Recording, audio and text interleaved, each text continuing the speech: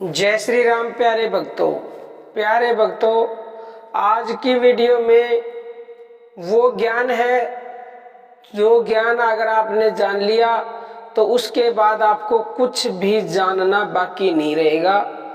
तो एक एक शब्द को ध्यान से सुनिएगा। संसार के रचयिता भगवान ब्रह्मा के एकाग्रचित होने पर उनके हृदय आकाश में एक शब्द की ध्वनि हुई, जिसका अनुभव श्रवण इंद्रिय की वृत्ति एकाग्र हो जाने पर हम लोग भी कर सकते हैं। उसी को वेदों के ज्ञाता ओमकार बिंदु कहते हैं, मगर वह नाद बिंदु इन बाह्य कानों से सुनने या लिखने एवं बोलने का विषय नहीं है, न ही कोई उसकी उत्पत्ति को जानता है।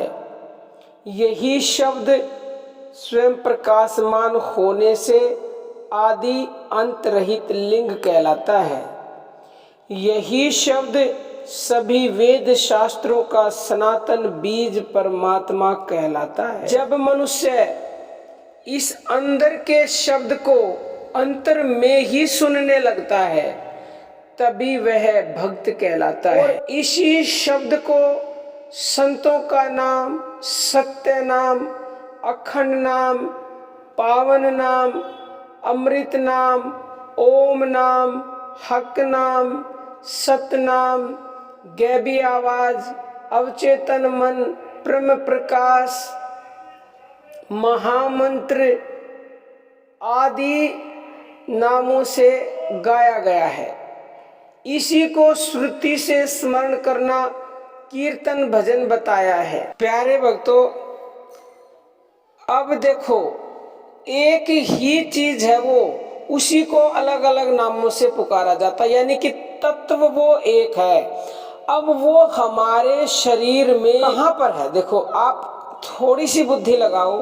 हमारे शरीर किसकी वजह से चल रहा है? यानी कि सांसों की वजह से, प्राणों की वजह से। जब तक हमारे श्वास में प्राण है तब तक हम जिंदा हैं। जिस दिन हमारी मृत्यु हो जाती है तो उस समय प्राण हमारे शरीर से निकल जाता है।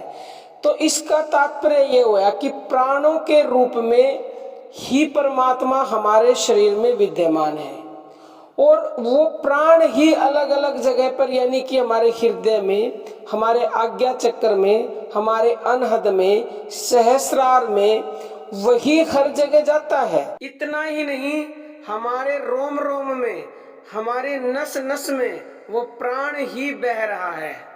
मुख्य है प्राण। और जो हंस नाम का प्राण है, हंस नाम का प्राण, जब हमारी श्वास अंदर जाती है तो श्वास के साथ स्वतः ही स की ध्वनि होती है, और श्वास के बाहर आने से हंग की ध्वनि होती है।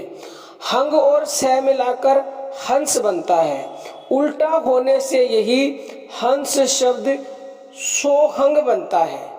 सोहंग शब्द की ध्वनि सभी प्राणियों के प्रति श्वास में होती रहती है, और इसी को अजपा कहते हैं। इसका मानसिक ध्यान करने में, यानी कि श्वासों का मानसिक ध्यान करने से मन शीघ्र ही शांत एवं एकाग्र हो जाता है और सहज ही समाधि लग जाती है। इसी को प्रणव योग और इसी को ओमकार कहते हैं।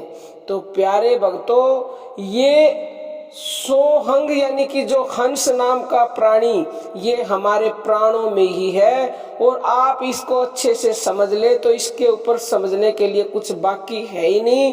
और इसको जानने के बाद आप सब कुछ पालोगे, सब कुछ पाना बाकी रहेगा नहीं, ना कुछ जानना बाकी रहेगा। एक एक शब्द का मंथन स्वयं कीजिए और अपने हर प्रश्न का उत्तर पाइए। अब हम अपनी वाणी को विराम देते हैं। जय श्री राम प्यारे भक्त।